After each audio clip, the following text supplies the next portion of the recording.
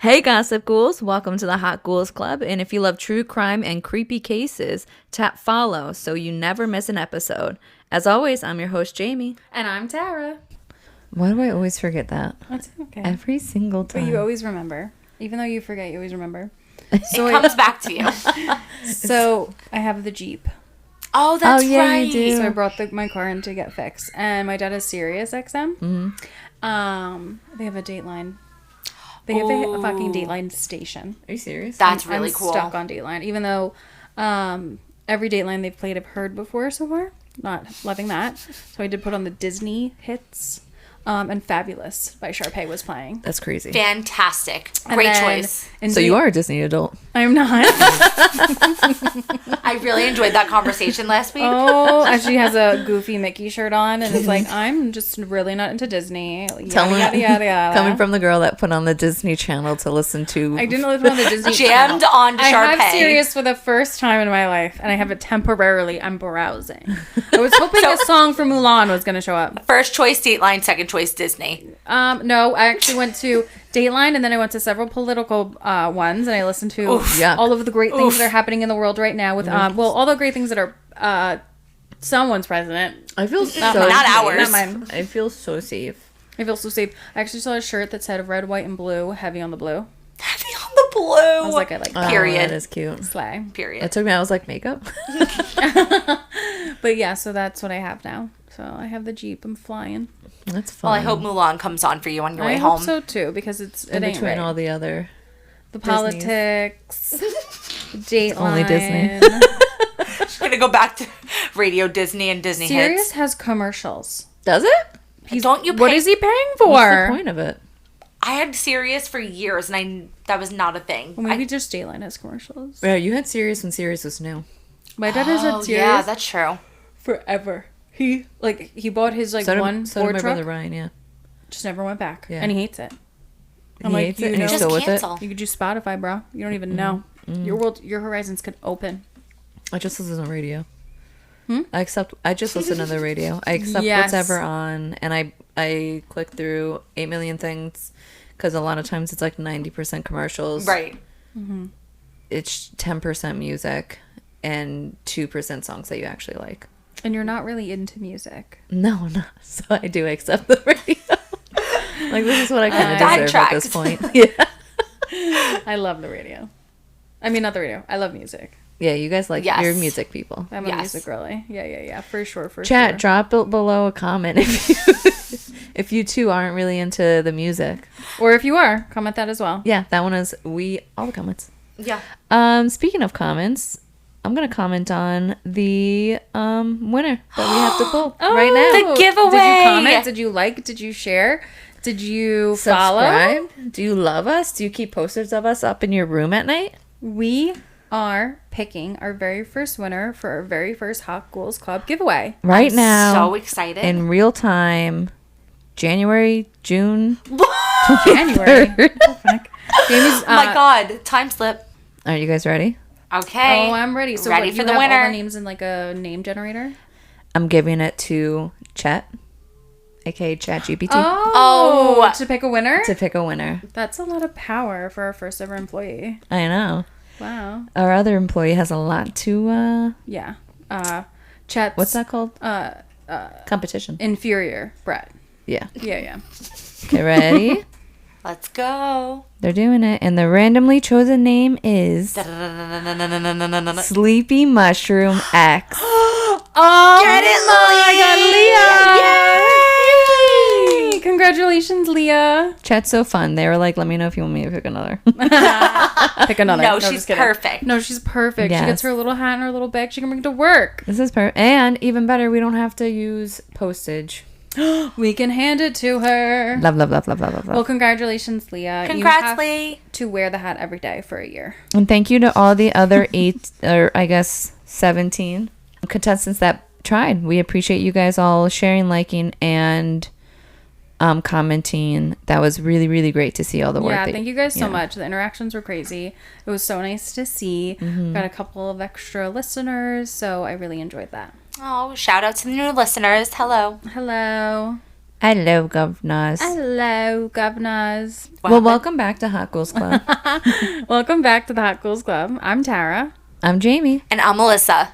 So today we have something a little bit different and special for you guys. And spooky. And always spooky. We stay spooky forever. I've been waiting for something like this. Oh, you have? I've been sad. I love the true crime stuff, but this is like my bread and butter. Oh, I love this. I know, this has been a long time coming. Yeah, so we were kind of like, okay, so I was supposed to do like a long form episode this time around. We just keep pushing my case, and I love it. But I was also trying to like do something around the summer solstice and the giveaway and all of that stuff. So I was talking to chat, right? And they were helping me find a couple things, and there weren't really any crimes that are super well known that are like very related to the summer solstice. I really thought it's like very loosely, if sacrifices. anything, but it's just things that happen in the summer. I would think. Yes, one would think. One would think. If I was going to do a crime, it would be on the summer solstice. Somebody get out there and do more. Every summer solstice, Tara, I'm staying away from you. Yeah, stay home. It's funny how she asks us to go on a walk on the summer solstice. Don't you find that weird, Jamie? In a secluded wooded area.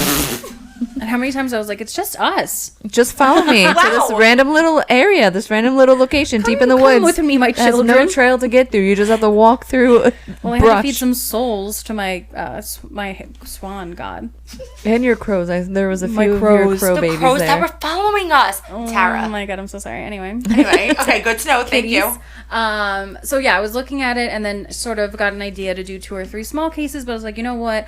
Why don't we try to do something else? Like we can go and look up scary stories online and read them to you guys. So that's what we're going to be doing today. So we each have a story or 2 to share with you. Yes. What was the roundup? Who do we want to go first? You. So Jamie has the most stories. Yes. So I Jamie's do. going to get us started.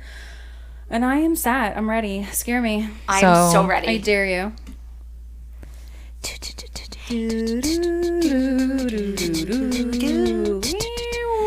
So this is brought to you by No Sleep subreddit. Something that looks like Twilight. No, TY light. Thank you. Warning. Do not look at the second sun in the sky. Ooh. I awoke. There is a second sun in the sky. I didn't look at it in person, though. The news broadcasts and internet forums were shouting, warning, adamant. Do not go outside. Do not look at the second sun. The only thing that seemed to back up their outrageous claim were the unearthly screeches coming from outside the house. It seemed people had managed to snag images of the second sun. We were told by the news that looking at a photo or video was safe, but looking at it directly with the naked eye, that would cause issues. The clip I saw was shaky phone video posted online by someone filming in their apartment window. Somewhere on the other side of the world, the camera pointed towards the sky, and there it was, the sun. Just below it, unmistakably, another. Its color was off, dark red like heated metal cooling in water. Around it, a pulsing blue halo flickered, expanding and contracting in rhythm like a heartbeat. The video ended abruptly. The phone clattered to the carpet floor. Oh my God. And from the poster off camera came a low groaning sound. The urge to look outside the window was definitely tempting, but every bit of media I saw said the same thing. Stay put and don't look. My girlfriend Alice, who had woken up next to me, started crying a little as she tried to call her parents. Ever since we'd snapped onto our phones that morning, she'd been redialing over and over, desperate to reach them. She was terrified they might have already succumbed to whatever was out there in the sky. They didn't answer any of her calls. I told her the lines were probably jammed with other people doing the same thing, but it just kept ringing out. No voicemail, no disconnection. It's fine, babe, I stammered, trying to reassure her. She sniffed. They always answer. She tapped the screen again. They always answer. We've been stuck in our house for over 2 hours. Social media was exploding with more and more footage. Not one of the suns themselves, no one wanted to look at them directly, but of the effect they were having outside. We've been stuck in the house for over 2 hours. Social media was exploding with more and more footage. Not of the suns themselves, no one wanted to look at them directly, but of the effect they were having outside. Cars were crashing, people ran through the streets in panic, or just stood motionless, staring upwards, either wired like they were on something or stunned into stillness. Some were fighting. First fists and kicks. Then the clips grew darker. Weapons, knives. One video showed someone beating another person with a crowbar while bystanders just stared, unmoving. We couldn't hear the gunshots echoing around our neighborhood yet, but I started to worry it was only a matter of time. I realized after watching those clips that I was afraid of the suns. Fortunately for us, our house is a vampire's lair, dark curtains, thick walls, barely a sliver of sunlight even on a good day. It felt almost purpose-built for this very moment. We were protected from the ever-glowing orb in the sky, now joined by another impossible celestial body. I was, of course, confused, trying to make sense of it all, with the neighbors began to yell. We couldn't make out what they were saying, but it sounded like they were fighting, just like videos online shouting that turned to screaming. I dared to peek outside, knowing the window adjacent to our neighbor's house didn't face either of the suns. Much to my girlfriend's pleading, I pulled back the curtain and looked. On the porch stood a couple next door. The husband was holding a baseball bat. He looked like he was threatening his wife. Again, I couldn't make out the words, but they were so loud. I listened more intently. Then I heard they weren't saying anything at all. Just noise, yells, grunts, groans. Empty exclamations of sound with no meaning behind them. And then he hit her. No. Over and Oh my over. He brained her. Oh my God. The sickening crack of solid wood against bone echoed across the porch, splitting her skull, spilling his contents in a glistening mess. He didn't stop there. He kept striking, hammering the wet paste that had once been her head again and again and again. I was frozen, fixated on the horror playing out in front of me. The realization of what I was witnessing crept in slowly, like water rising around my legs. My stomach turned. I held back the nausea and finally forced myself to pull away from the window. Just as I did, I saw him look up to the sky, scream at the top of his lungs, "Not me! Not me!" I double-checked the locked doors and made sure that the volume on the TV stayed low. I held myself, arms wrapped tight, and the sounds of echoes outside grew louder. At some point, I stopped checking my phone. I couldn't keep watching the news. I couldn't make sense of it, any of it. My girlfriend, though, she couldn't tear her eyes away from the screen. She sat curled up on the lounge, knees tucked to her chest, barely even noticing the stick I'd thrown up in the base of the window. Was this the rapture? A mass hallucination? I didn't want to know. All I know is that wherever it was daylight in the world, chaos reigned, and the nights didn't seem much better. I seen a video earlier from someone in Europe, France, I think. They were running through the streets at night, filming on their phone. I couldn't understand their French, but the panic in their voice said enough. The power out, the only light from her phone as it bobbed and shook. They turned the camera to reveal a cobble street. Two others ran outside along them. Then something sprinted out of the darkness, fast, hunched, wrong.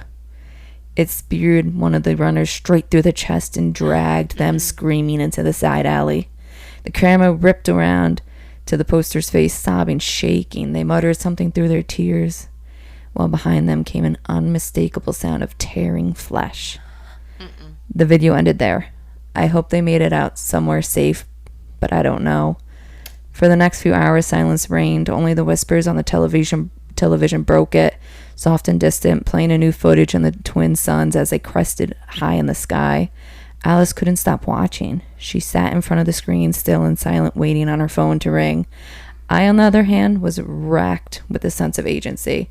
I needed to do something. The news kept repeating the same message: do not look at the suns. But posts online were conflicted. Some claimed it was safe to walk outside as long as you didn't look up. Feeling powerless, I crept over the front door and cracked it open, trying not to make a sound, not wanting to spook Alice. I hesitated, then held my hand out to the sunlight. At first, it felt normal, warm, like a summer morning, but then something else. Inside the warmth, deep in my bones, there was a chill, a slow crawling cold that radiated inward, not in the skin, but within the muscles, within the marrow. It was like my body didn't know how to interpret the light of the second sun. Still looking down, I stepped outside. involuntarily. Oh my God. The heat washed over me, but the cold inside me tightened. It sinked into my gut, my joints, the pit of my stomach. I clenched my fists. The strange sensation overwhelmed me. The urge to look up was immense, gripping, but I kept my head down. Panic rose in me. What am I doing? I stepped back inside as quick as I stepped out. Shut the door, locked it, leaned against it. Breathing hard, I decided not to trust what the internet says anymore. I feel the cold. The cold feeling eventually left, but something else left with it. I don't know how to describe it. Whatever people are saying online, they were wrong. You are not safe in that light. Even if you don't look up, you're not safe. I felt hollow afterwards, like my body had locked into a state of heightened tension and I couldn't let go. As if I was wading through pools of shark, every muscle tight, knowing they were just one twitch away from tearing me in half. Then there was the fact I stood and watched someone beat their partner to death with a baseball bat. I willingly walked outside with that psychopath around. What the hell was I thinking? I told myself it was a stupid thing to do, going outside like that. But when I think back on it now, I'm not even sure I had a choice. Did I decide to step out there, or did something decide for me? I don't know anymore. The suns were nearing the horizon, so I guessed as a reddish tinge began to sliver through the curtains. Social media had gone quiet. The news has stopped broadcasting, just footage of the twin suns getting their descent. Alice hadn't moved. I hadn't spoken to her since I stepped outside. I hadn't told her how stupid I'd been. I sat down beside her, held her. She didn't react, didn't even blink. I was beginning to shake when I heard another scream. Help! A woman's voice just outside her house. Help! The plea was long and drawn out, ragged like someone caught in a bear trap. Her cries grew louder and louder, each one more desperate than the last. Help! I pulled away from Alice and stumbled to the front door again. I didn't open it this time, but I did peek through the window. The woman stood motionless in the street, her clothes torn as though she ran through a chain-link fence, cut and abrasions all over her body, her half-naked state. She stared straight at the suns. Her screams rose in pitch, louder and louder, higher, her whole body trembling. The sound she made became wrong, strained, gurgling, warping, as if her body no longer knew how to produce a scream. And then it stopped. Something rose from her throat. Her jaw dislocated, a sickening snap. Cheeks tearing violently as it split open from chin to scalp. The top of her head flopped backwards, hanging loose and useless, as an arm tore out from her. Oh my God. No, from inside her. The arm was as long as she was tall, sinewy and blood-slick, and its red skin pulsing like something half-formed and still wet. It rose slow, deliberate, out of her crumbling frame. I couldn't bear to look anymore. I slammed myself into the door, pressing my body flat. I didn't want it to see me, didn't want it to know where I was. The sounds that followed were worse. Her body tore, ripped, popped, split, gurgled, flopped, like something that was turning her inside out. I don't know how much sick I had left in me, but all of it ended up down my front. And I didn't move. I couldn't move. The screech from whatever the creature was outside in the air, rising in pitch until I felt it was splitting the world in half. Then I heard others, faint echoes, picking up the call far across the neighborhood, a chorus of things that should not exist. I sobbed quietly, trying not to breathe too loud. After a while, the thing left outside. I slowly peeled myself off the floor, sat back against the wall, arms wrapped against my knees. I couldn't even notice Alice standing in front of me, just out of sight, until I felt her presence. That shift in the air, the subtle pressure of being watched. I looked up. She was perfectly still. She stood over me like a doll in place in the wrong room, head tilted ever slightly back, her eyes locked on the ceiling, unblinking, unseeing. Or maybe seeing more than I ever could. She looked down, her eyes too red, too wide, the skin around them that stretched thin and raw. She had been staring without blinking for hours, blood vessels spiderwebbed across the whites, cracking them like broken porcelain. She stared through me into something far beyond me. Her grin widened. Mm-hmm. The TV. It hadn't been safe after all. Oh, shit. Can't you hear it? She said, her voice muffled by clenched teeth. What? They called us. Her tone was calm, almost reverent, as if she were describing a song only she could hear. I shivered. That same noise that creature made echoed in the back of my mind. "You must see it," she said. This time she stepped closer, her eyes darkened, pupils bleeding into red. It looked like something was boiling behind him. Her tears came next. Thick, vicious blood. It ran down her cheeks in slow, symmetrical streams, and she reached out. Her hand was warm, comforting, the opposite of that coldness I had felt in the light. For one horrible moment, I felt safe. She began to bleed more. Blood dripped from her nostrils, her ears, the corners of her smiling mouth, but she didn't care. I soon couldn't care. I looked past her, over her shoulder to the television. The Suns were there. The broadcast had ended. The camera had zoomed in on the unnatural one, its surface pulsing in slow, hypnotic rhythm. I stared. It was beautiful. A molten halo, a living storm, a star pretending to be good, and for a moment, just a moment, I felt truly, impossibly happy. Then it blinked. The sun blinked? Oh my god. I was spooked. Gross. Yeah. Gross. Ew. Oh my god. Ooh, David. I didn't realize how long that was. I'm sorry. That's No, okay. that storytelling was so good. No, that was like whoever so wrote good. that, Good job. amazing. That was freaky. That was So freaky. The part Very where descriptive. the very descriptive part where like the arm was coming out of like the woman, it reminded me. Did you guys read Sam's book club pick? This book is full of spiders. No. I didn't It was read very. anything It was last year. like it was like that. It was like that? Yeah. Oh damn. I I should know read you. it. You would really like it. Yeah, I did read. I didn't read all of it. Yeah. I think I got halfway through and then I stopped, but I want to finish There was reading parts that. like Yeah, that. It where, was, like, the yeah. things coming out. That's what it reminded Absolutely. me It was of. very That was trippy. gross and freaky and I liked it. I liked it a lot. I did. Yeah, that Do you was guys only think- one. If there is going to be a rapture, like it would be something like that. So aggressive? Well, like it kind of reminded me of Bird Box. Right. Yeah, Yes. I would think more Yes. like Bird Box, Me but too. yeah, it's like subtle, Yeah, but like it wasn't the sun, but it was like something people like happened to see and then Yes. it turned them crazy. Yes. Yeah, Definitely. Spooky. I could for sure see that. Well, thank you, Jamie. Yeah, that was You're welcome. that was very good. Yeah, I'm happy you guys my gosh. liked. All right, I'll go now. I mean, I'll go next. Okay, this is I Tara. know. I'm sorry. Okay, my story is called I Ended My True Crime Podcast After Meeting My Biggest Fan. I ran a successful true crime podcast called Idolin. It covered missing persons cases from legendary stories on Amelia Earhart to relatively unknown cases from the recent news. Recently, I told my 100K plus followers that I was stepping away to focus on other projects, namely my day job as an audio engineer. I told my friends that I was taking a mental health break. All the interviews with grieving parents, friends, and lovers with no closure had chipped away at my soul. I needed to reset, rediscover the beauty in this world, to forget the darkness that lurks beneath its surface. But the main reason I shuttered Idolin, the reason I deleted all my audio files and contact sheets, the reason I promised myself I would never touch the true crime genre again, was due to one person, Charnel Sam. According to his scant Patreon profile, Sam was located somewhere in the U.S. and had plenty of discretionary income, donating to various true crime podcasts via the site. But he gave the most money to mine, having donated over $5,000 to Idolin for the past 2 years, usually through regular $200 payments. Charnel Sam was my biggest fan.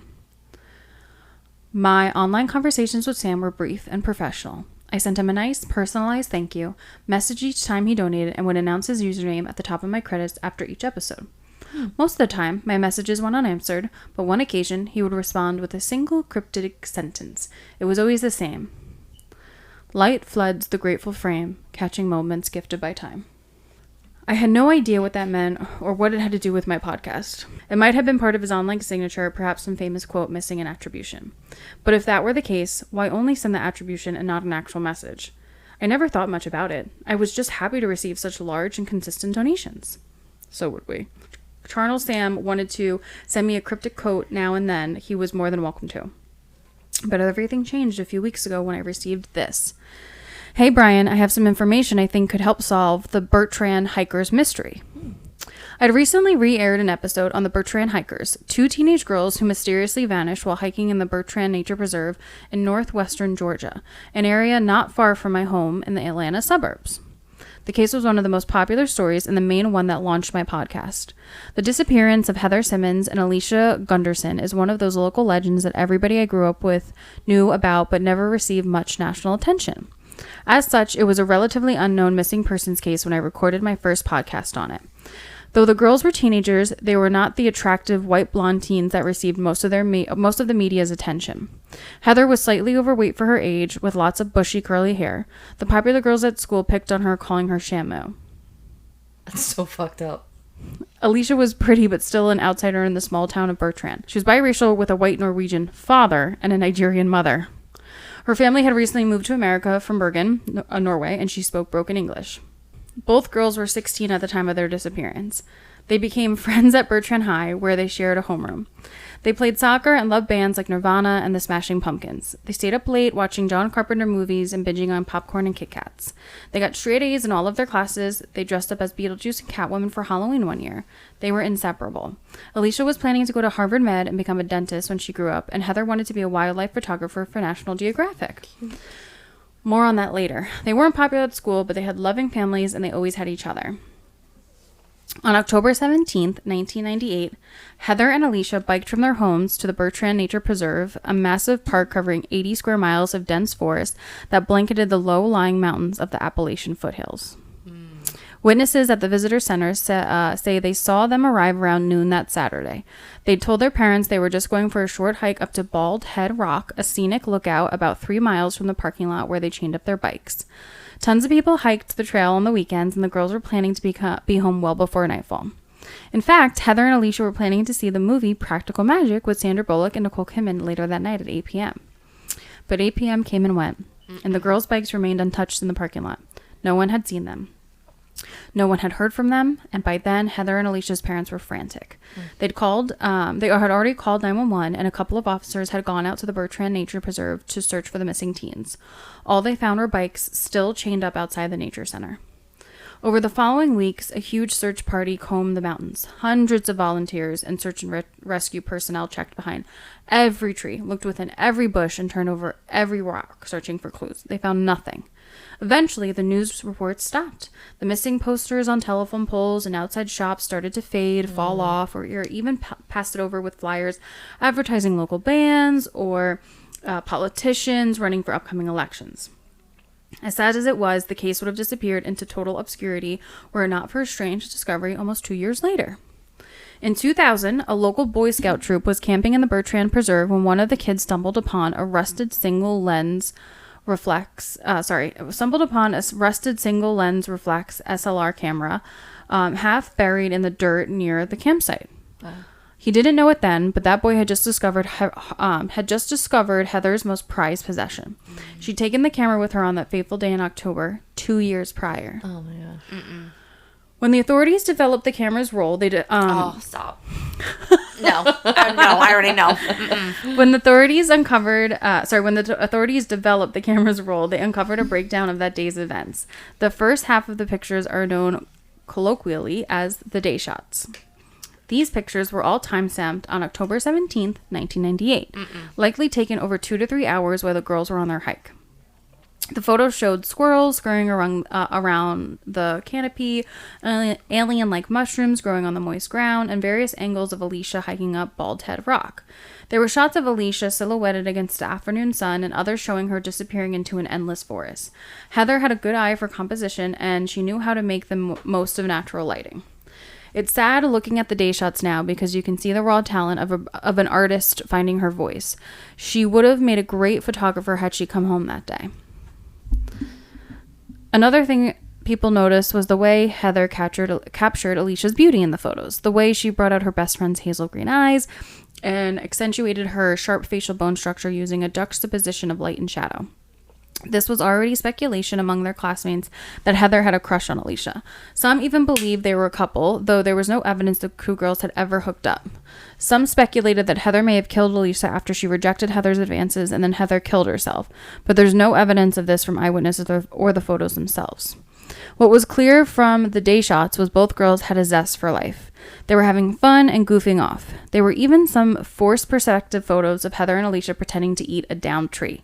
These pictures contradicted one of the authorities' early theories regarding the girls' disappearance, that they might have taken their own lives due to depression. It was a reasonable theory given that the girls were bullied at school and had no real friends outside of each other, but they never left a note and neither their parents nor their classmates felt that they were depressed. What really got the authorities' attention was a second set of photos on the roll. Nope. They called them the night shots. Nope. The photos were time-stamped on October 31st. Stop it. 1998, a full 2 weeks after the girls were reported missing. They were taken in the middle of the night with a camera flash for 30 minutes.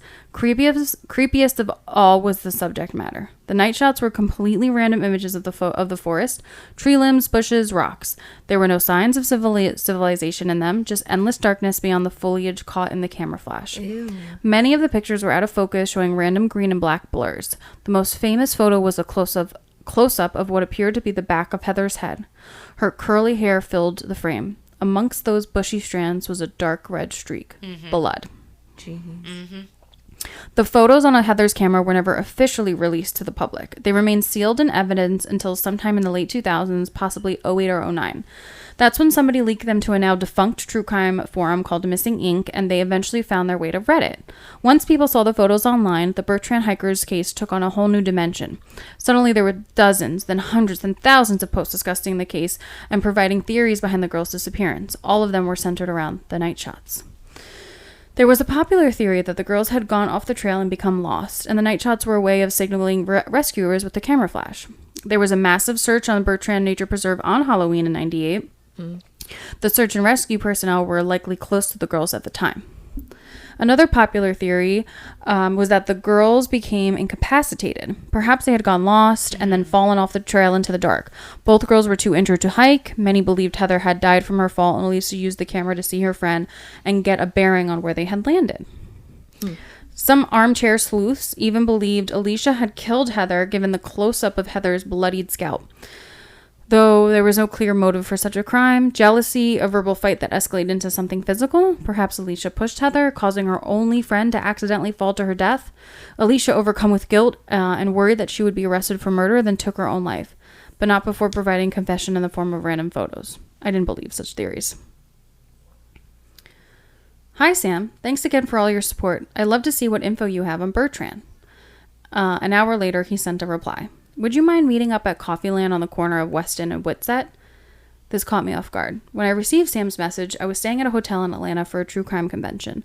I was there to run a panel on missing persons cases. A quick Google search revealed that Coffeeland was not far from my hotel. Ew. Sam's reply came moments later. I know you're in town for a true crime con. Brian, a tall, elderly man, stood up from his table at the coffee shop.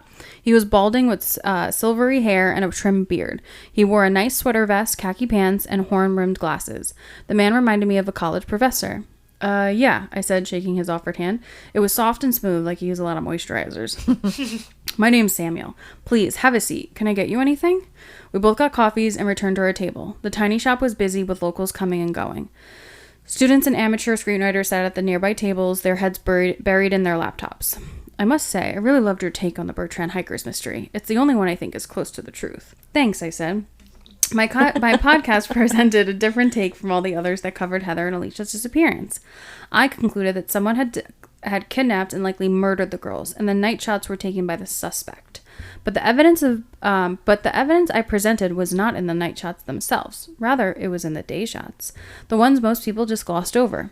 A good friend of mine is a professional photographer. I asked her to examine the leaked photos, hoping she might shed some light, both figuratively and literally, on the night shots. I wanted her to brighten the photos without losing too much information and reveal something or someone lurking in the darkness just beyond the camera flash. She did just that, but all it revealed was more empty forest. There wasn't anything more to see, she said. The night shots have been poured over hundreds of times online anyway. My friend paused for a moment. But I did take a second look on the daytime photos, and there was something strange on 205. Photo 205, named because of its timestamp of 2:05 p.m., was a shot of Alicia and Heather smiling for the camera as they stopped at a lookout point on the way to Bald Head Rock. The girls were likely, the camera was likely placed on a rock so it could capture the girls. They appeared happy and carefree in the sunny proto-selfie. The picture captured just how much wilderness was in the Bertrand Nature Preserve. You could see a massive forest stretching for miles and miles behind them. Take a look at the bottom far right, my friend said. I've lightened the shadows in the background. I stared at the photo, but all I found were trees. What am I supposed to see? It's right there between those two trunks, she pointed out to a black dot in the corner. It looked like an oddly shaped stump. What is it? It's a person, she said. My friend showed me another copy of the photo, this one even brighter. The extra exposure had washed out the girls and the foreground completely. But now I could clearly see the human figure, the human shape standing in the trees behind them. Below them, watching. The figure was out of focus, so we couldn't make any details, but it appeared to be a man wearing all black. Oh my God, I gasped. We sent the enhanced photos to the authorities, who thanked us for the new evidence. It was the first break they've had in the case in over a decade. The discovery made local headlines. Heather and Alicia's families even sent us thank you cards. But ultimately, it didn't lead to much. Without any bodies, there was no evidence the girls were kidnapped, and the lurking figure in photo 205 was too grainy to identify. All the forensic analysts could conclude was the suspect's gender, male, and a rough estimate of his height, 6'3". Still, the discovery made my podcast go viral. It was a nice prize after spending months researching the case. So you think my theory is the closest, huh? I asked Sam. That somebody kidnapped and likely murdered them? Sam sipped his coffee. It was getting late and the shop was starting to clear out. More than that. I think I can prove it. Gross. My eyebrows raised. This better not be another conspiracy theory. I'd run across plenty of weirdos in my true crime career. People who believe that missing persons were abducted by aliens or murdered by Bigfoot. Their stories were always started semi-sane, but the more they spoke, the stranger things got, until you found yourself listening to how one of the 9/11 hijackers was an interdimensional being who traveled from an alternate Earth to stop the lizard people's invasion of Washington. What proof? I asked. Sam sat back in his chair and let out a deep breath. My brother passed away a month ago, he began. He was a handful. 2 failed marriages, no kids, no friends, never got along with anyone in the family, except me. He was a drunk and a compulsive gambler. Fucked over almost everyone in his life. My brother was a hoarder, too.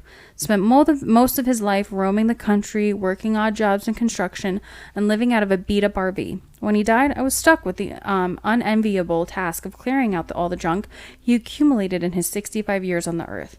The stench when I opened the RV door made my eyes water. There was so much rotting garbage. Mountains of crap. I found 3 rat corpses. 3! I don't know how my brother had stuffed everything into such a small space. Sam set down his drink. Anyway, I'm throwing out boxes of his stuff, and when I come across these old photos, and there's one on the top that immediately caught my eye. You know what it was? I shook my head no. Sam reached into his pocket and pulled out a glossy printed photo, the kind you would pick up from a CVS or a Walgreens back in the day. It was semi-wrinkled and smudged with grease, and as soon as I saw the image, I choked on my Mexican latte. The photo showed Heather and Alicia. Wow. And not just any photo. It was a picture taken on the same day they disappeared. On the same trail up to Bald Head Rock. But this was a new photo. Oh, God. Not part of the day shots that I had poured over for so many times. In the photo, Heather had her SLR camera slung over her shoulder. As soon as I saw that, I knew the photo wasn't from her camera. Who took this? Sam grinned. My brother. Bullshit. Are there others? Yeah. He nodded. But I can't show you here. Why? Sam sat back in his chair, studying with me with pensive eyes. I need an insurance from you first. Ew. You want money, don't you? I had armchair investigators ask for payment in exchange for evidence or interviews in the past. I always turned them down. It just felt icky, distasteful. Why would I ask for that? Sam looked hurt by my question. I've given you thousands of dollars. Sorry, I've had bad experiences, I said, hoping I hadn't ruined the deal. I meant no offense, and I'm very grateful for all your donations. I really am. You don't do this for the money, do you? Sam asked. No, of course not, I thought, even though at the moment I was reminded of how often I had hoped I'd turn this side hustle into a full-time gig. Running a podcast was a lot of work and money, especially one that involved such heavy research, not to mention all the logistics involved with interviewing witnesses and loved ones. I want to bring closure, I said. I always felt that was the only thing worse than losing a loved one in a violent crime was having that person go missing instead. At least a murder gave you a definite answer. At least a murder gave you a definite answer. A missing person was like a never-ending haunting, a spirit taunting you with the possibility, however faint, of a miraculous return. You want the truth, Sam said. Don't we all? Sam finished his coffee, then got up to throw it away. I live not far from here, he said. Sam's house was a modest one-story ranch-style bungalow. Fucking idiot. I immediately noticed an old RV in its driveway as I parked out front. I stared at the rundown vehicle as I walked towards the home's entrance. I'm looking to sell that thing once I've finished cleaning it out, Sam was waiting on the porch to tell me. Full of blood. As soon as I did, I noticed Sam had brought much of his brother's RV hoard inside. I had to squeeze past stacks of crumpled magazines and cardboard boxes of random junk in the living room. Sorry about all this, Sam said. Once I discovered the photos, I decided I needed to do a more thorough investigation of my brother's belongings before throwing them all out. It's fine, I said. The house was dark and musty. A heaviness lingered in the air. It felt like walking underwater. Sam led me to a kitchen table, the one pristine spot in the house. There, he pulled out a dusty photo album. It was big and black with a leather exterior. I found the rest of the photos in here. The album creaked as he opened it. Inside were pictures of roadside attractions, long stretches of highway, national parks, and random people. It looked like the photo journal of a relentless traveler. There were pictures of temperate rainforests in the Pacific Northwest, desert canyons, big cities, rest stops, and lots of forests. Sam stopped as he reached a section with photos of the Appalachian Mountains. This is where it begins. The first page showed pictures of Bertrand Nature Preserve and a parking lot. And I leaned in. There were the girls' bikes tied up outside. Wow. Flip, creek. Pictures of the main hiking trail, trees, mountain vistas. Flip, creek. There was the photo of Heather and Alicia, the same one Sam had shown me at the coffee land. Alongside it were other photos of the girls, some of them smiling for the cameras, others were they stuck semi-serious poses like they were fashion models. They appeared to be having a great time. I don't understand, I said. He took all of these? Apparently, he stuck up a friendship with the girls, Sam said. The old man was about to turn the page when he stopped. I instinctively reached out to turn it myself, but Sam kept the pages closed. Sorry, I need one more assurance from you before I continue. I hate this. Me too. What's that? I stepped back, suddenly aware of how close I've gotten to the old man. What I'm about to show you is very sensitive. It could do irreparable damage to my family if it ever got out, Sam said, staring into my eyes. I'd never noticed how dark his eyes were. They were a deep brown, almost black, in the low light of his house. I need you to promise me you'll keep this a secret. You cannot tell anyone, not the cops, not even the victims' families, no one. What? Everybody. A million little alarm bells rang out in my head. There's something wrong here, very wrong. I'm sorry. I kept walking backwards from the old man. I need to, and accidentally stumbled into a tower of magazines falling onto the dusty floor. Sam shot up from the table. Oh, God. How can he move that fast? Within seconds, the old man was looming over me, offering his hand to help me up. His spindly fingers danced in the air like spider legs. I crawled away from him, but immediately bumped into the wall. Sam had me trapped in the corner. He grinned, flashing long, yellow teeth. You want to know the truth, don't you, Brian? The mysteries nag at your soul. You've been so good to me, filling this world with intriguing and tasty mysteries. Ew. I wanted to give you a little treat in return. He kept his hand out. Oh, my God. I still didn't take it. Instead, my hand shot to my iPhone. Do you really want to call the police? Sam asked. I don't think your parents at 2165 Sycamore Park Circle would much appreciate that.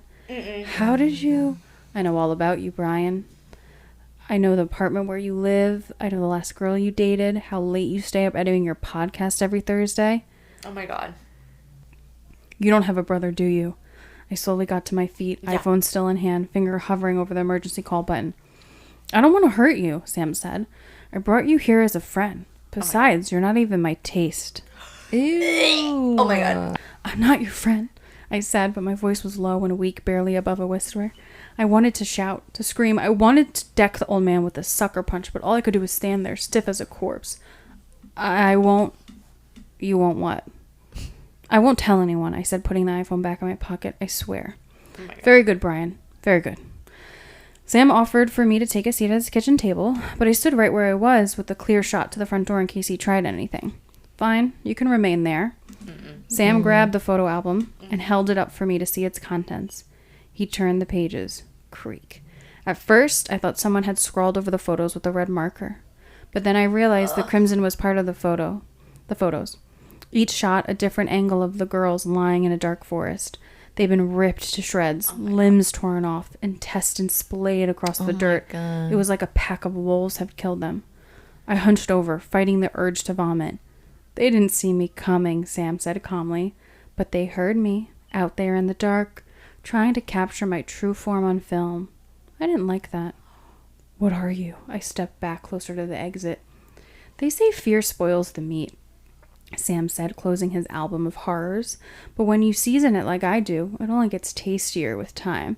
So long as no one knows what happened, I feed on the mystery as much as I feed on the flesh. Why them? Why Heather and Alicia? Sam shrugged. They happened to cross my path. Oh my God. I felt something wet in my hands. I my had God. balled my fingers into fists so tightly that my nails dug into my palms. Adrenaline coursed through my veins. You're sick, you know that. You're a sick, perverted old man. Sam laughed in response. He kept laughing and laughing as if I just told him the funniest joke in the universe. His mouth grew wider with each guffaw, eventually becoming so wide it revealed row upon row of teeth within his dark maw. Ew. Each row moved independently like a separate mouth. Oh my God. Sam's laughter turned into an ear-splitting chorus, so loud and discordant it took me a moment to realize what it was. Cries of agony from countless victims, Heather and Alicia included. I sprinted for the front door, accidentally knocking over a tower of boxes on my way out. Each box contained bones, femurs, ribs, clavicles, skulls, all of them human. Oh my gosh. Nope. I called the cops as soon as I was back in my car, speeding away from Sam's house of horrors. How could I not? The creature had to be stopped. The police descended upon the location within the hour, but by then, Sam, his RV, and photo album were gone. But the house was still full of hoarded junk and plenty of bones. According to the FBI team that interviewed me, investigators found the remains of 40 victims inside. Wow. They wouldn't tell me who, but all were from missing persons cases. Oh my God. When they brought me in for questioning, I told the agents everything I had just told you. They responded by handing me a massive NDA. Oh my God. For some reason, the authorities are keeping a lid on all information regarding Sam, his house, and his connection with any missing persons case, including Heather and Alicia. They've even scrubbed the internet and forced me to remove all of traces of my podcast, Oh my God. Idolin. I kept asking them why, but the agents never gave me a reason, just some vague bullshit like it could jeopardize our investigation. There's supposedly a top-secret nationwide manhunt for my biggest fan, Sam. Sam is still out there, somewhere, roaming the highways, looking for his next meal. I've been forced into hiding too, witness protection. The FBI says Sam will never find me or my family here, but I don't believe them. I broke Sam's promise. He'll never let me forget. But I won't rest until the truth is revealed. Sam feeds on mystery as much as he feeds on flesh. That's why I posted this story. I need to warn the world since the police never will, because Sam's most likely victim is someone who has never heard of him. Don't let that someone be you. End scene. I hated and loved every second of that. Did you? Oh my God, that was Thank really you. That was Thank you, so Box fucking Goblin. creepy. So creepy. That was good. That was good, right? That was good. That was good? Yeah. Okay, good. Isn't there a real case though of like missing girls who had taken pictures like and they found the camera? It rings like a bell of like I know or something. You're ringing a bell. There was the one where the two girls were on a walk and they were recording a like little brief thing. I think they did take pictures too. But the killer was found and he was tried and all that stuff. Actually, he was tried recently. Really? Interesting. And he like raped and murdered two like Oh my God. girls that were like 12 years old or something like that. Jesus freaking Christ. Yeah. What a man. What a piece of fucking shit. Well, yeah, so. So in the Appalachian area, I don't know, the NDAs, do you think like stuff like that's real? Oh, for sure. Right? Wait, NDAs? Like if people like let's say that they are, obviously we know crazy shit goes on in the Appalachian area, right? We know that for a fact.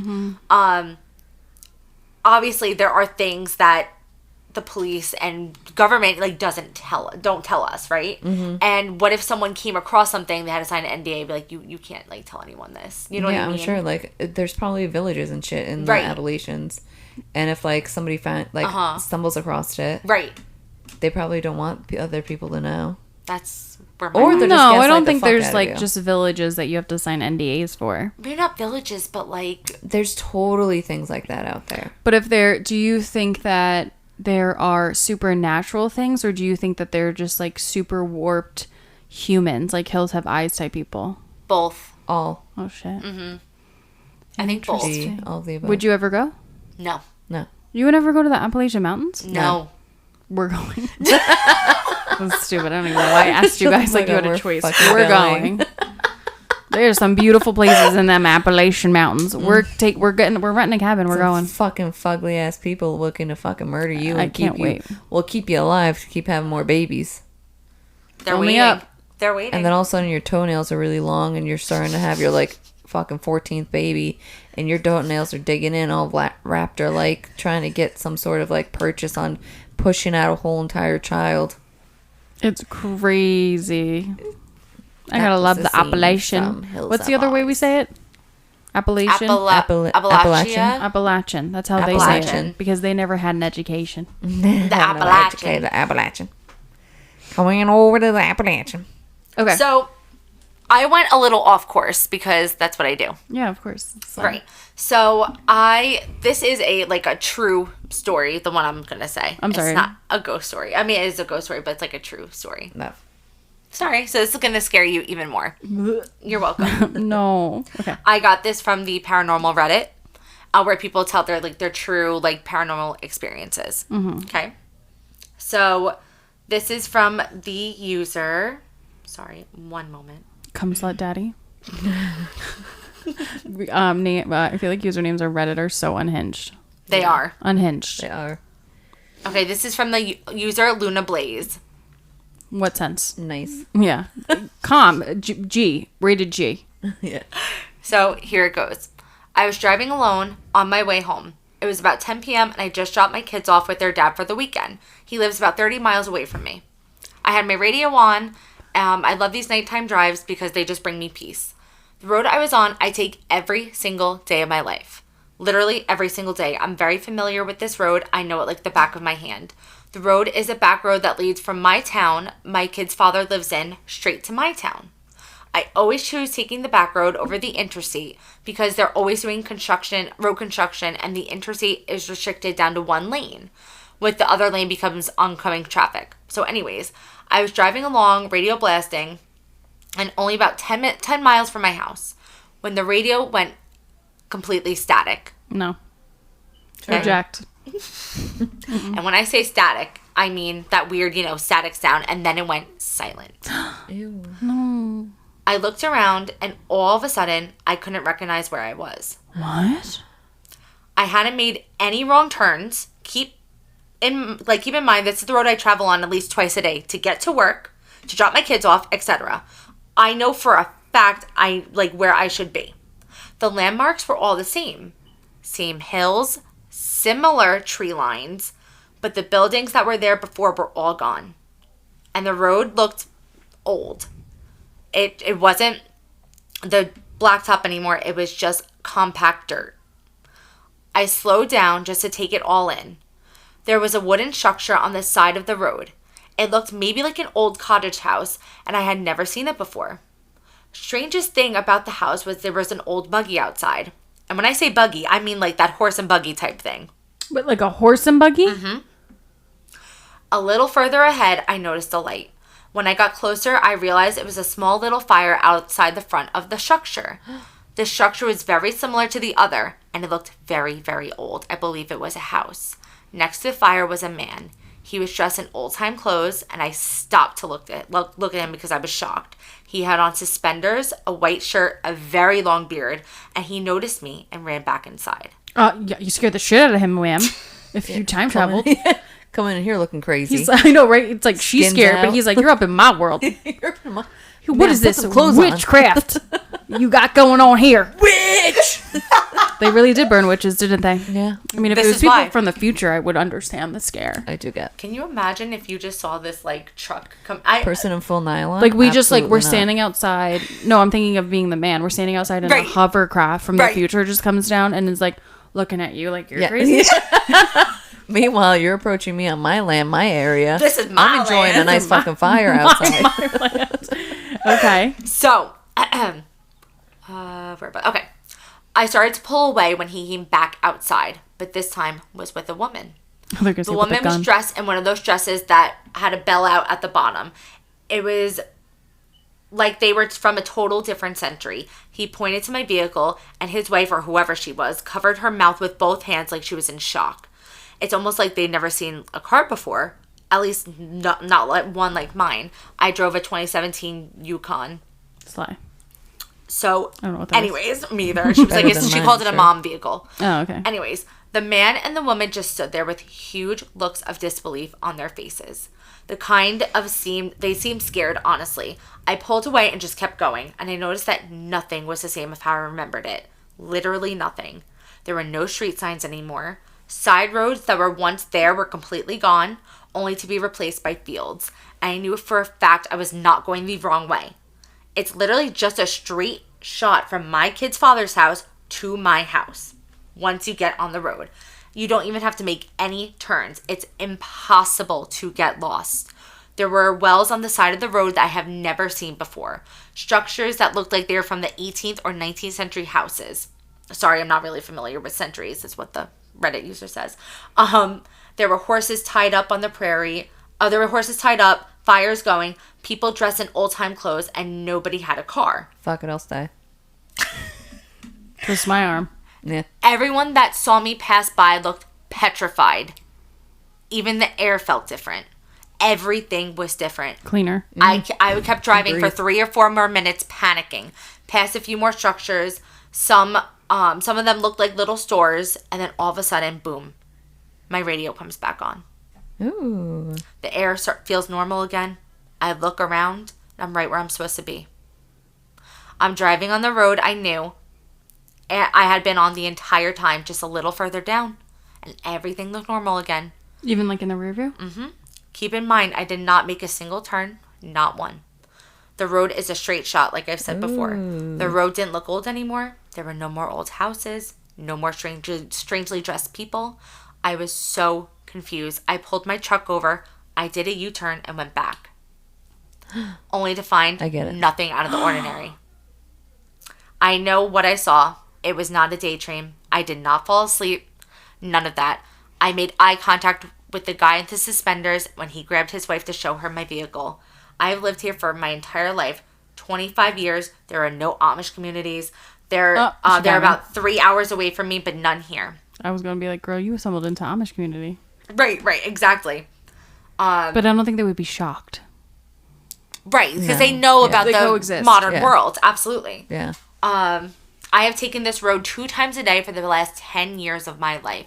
I just do not understand.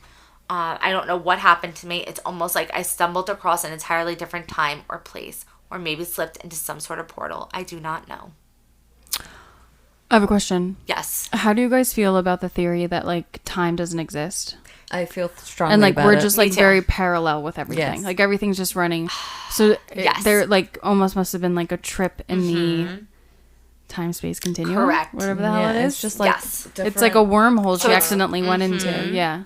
So time slips are, paranormal phenomenon where a person can go back and briefly experience another period of time, typically the past, right? So that's like what the time slip is, which is like kind of what I think may have happened to her. That would be I my would be dream. walking up and down that street for the rest of my life. So I can finally sit there and stroll in there. I'd be like, so I'm not leaving. Time. So I'm not leaving. What's the gas like? What are you guys paying? What's your rent? She said the air felt homeowner's different. I was like, it insurance? probably felt nicer. How much for one of these buggies? Calmer. Mm-hmm. Yeah. Not, we ain't got no bombs back No. No, probably not. No, there's no bombs We don't back got there. any cars. Nope. Yeah. What do you have to be? You have to see the whites of my eyes before you start shooting, bitch. So I'm going back there. You got to take like a thing. You got to push it in. Take your time. That's freaky. What would you do if it was you? Would you have like got out? Or would you have kept driving? I would have kept driving. For the love of God, I would not have gotten out. Are you I would have kidding? been like, did I just stumble into like a live like recreation of the Civil War? Yeah, I don't know what I would have done. I think I would have slowed down for sure. Maybe even stopped. I don't know if I would have soaked maybe things up a little bit more. I maybe would have been like, excuse me. What if they didn't speak English? That would have been even freakier. Well, if it's in America, you would. No, she could have been anywhere. She could have been like Germany. Oh, you're saying like So- because like time is different and from destination. Yeah. See, I feel like with time slips, like it's So with energy, you're still in the same place. Yeah. So like you can't time slip into another. But how I view it, so Another you can't location. go and like time slip into another location, like Jamie just said, because time slips is all about residual energy, right? Oh. So with residual energy, it's it's like they say. Unless you time slip to Native Americans. Exactly, you could time slip back then to Native Americans, absolutely, because They're not speaking English. It has to be. They're not going to want to see me. It's. I can't. A white man. I think you're a ghost, dude. We would be ghosts. We would be. Well, if they had encountered our people already, and we had fucked them up. Before that. That's what I'm saying. But what if it was like it's still old time? So basically, They're the like, best no. way. Oh, Small you're pox. saying there? I'm saying way before. Like if you time slip way before. Yeah. Before any English is like even introduced to them. In that case, in that location, they're not going to speak English. Yeah. But like if you time slip in that, and They're as not soon gonna as speak like English white yet people either. come in, Yeah. True. You speak English. No, not like immediately after. What? They didn't like immediately speak English. No, I'm not talking about Native Americans anymore. I'm now talking about the white How was people. I supposed to know that? How do you not read my mind? Could it be more clear? More clear in here. Be more clear. But with residual energy, energy stays around either from like traumatic experiences, so like wars and things like that. So Okay. sometimes like soldiers stay around and they just It's like Gettysburg is still Exactly. like people say if you go What there. if she was the Exactly. traumatic experience that kept shut those the fuck people up. That's wild. in place? Jamie, I just got chills. Crazy, right?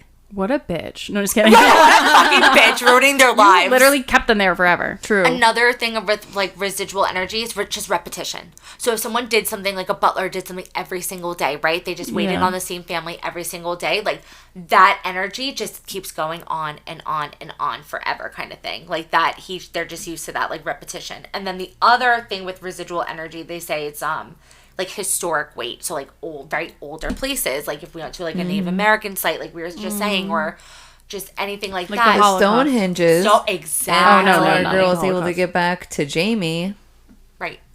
What? in Outlander? Yeah. Outlander, right?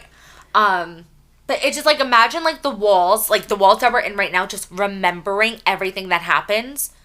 Okay, that's like These residual walls are energy. from the 1800s. That's true. Well, my thank gosh. you You're both for welcome. your stories. And They thank were you for yours. disgusting and scary, and mine was disgusting Yeah. as well. But we hope you guys enjoyed this Yes. edition of Hot Ghouls Club. Summer solstice edition. Summer solstice edition, spooky stories, things that go bump in the night. We enjoyed finding stories for you and telling them. Once again, congratulations to Leah on her Yes. win. Yay! Congrats, Lee. Giveaway. Giveaway. Slay. Never go anywhere with Tara on the summer solstice again. Okay. I was like, what is she? It's a new outro? I love it. You want to take us out? And in that, Okay, you want to take us out? all right, guys, we'll catch you in the shadows. Stay ghouly. I'm keeping that whole thing in. Oh, Lord.